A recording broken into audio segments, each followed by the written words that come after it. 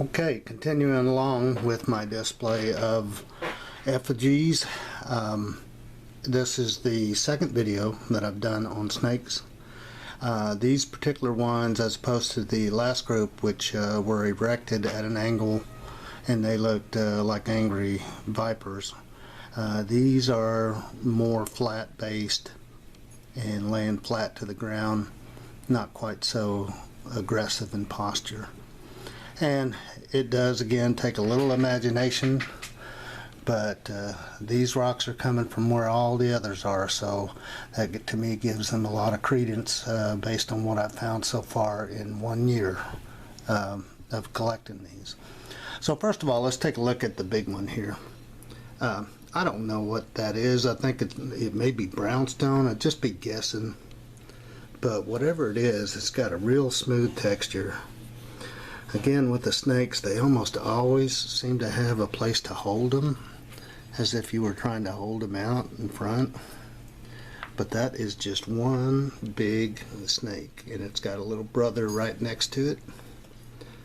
And you can see how they've carved out the face. It's made out of the same material.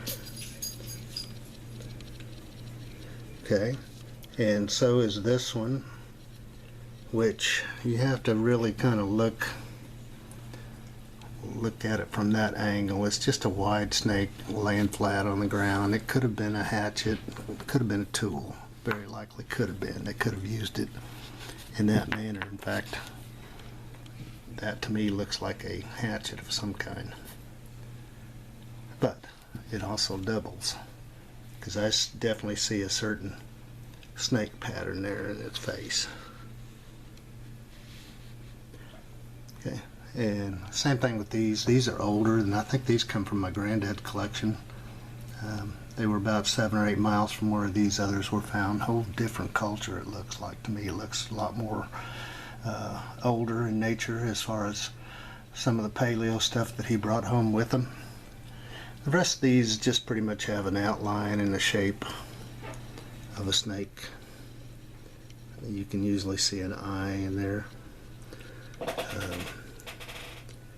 This one, you can definitely see an eye and a mouth. This is my rattlesnake.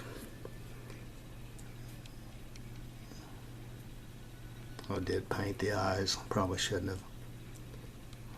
But anyway, that too was my grandfather rock. It wasn't mine. Now this one was mine. And I've showed this to the authorities.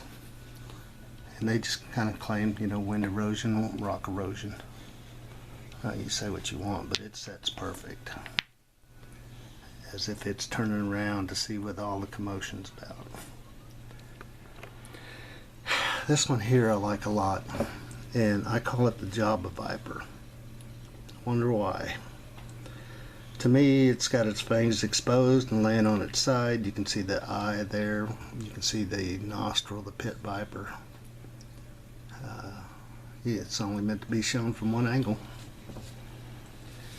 And then this one here I like a lot. This is my king cobra, not spreading just on the ground. It's such an exquisite looking piece.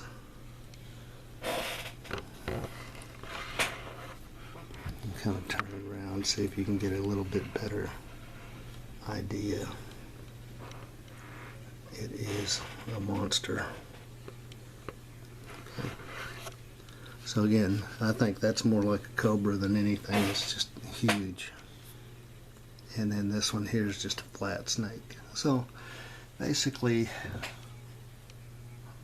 this is just another grouping. This one here was interesting because it don't look like much, and it's long and it's thick. Doesn't look like a snake. But then you turn it.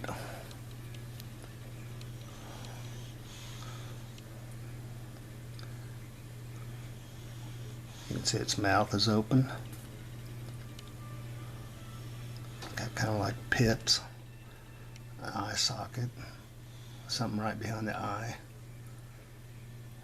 And from the top, I mean, if you were just looking at this and you covered it up, I mean, it would look like a snake. So I don't know if they did that or not. They run around shoving snakes and rock snakes in people's faces, but they might have.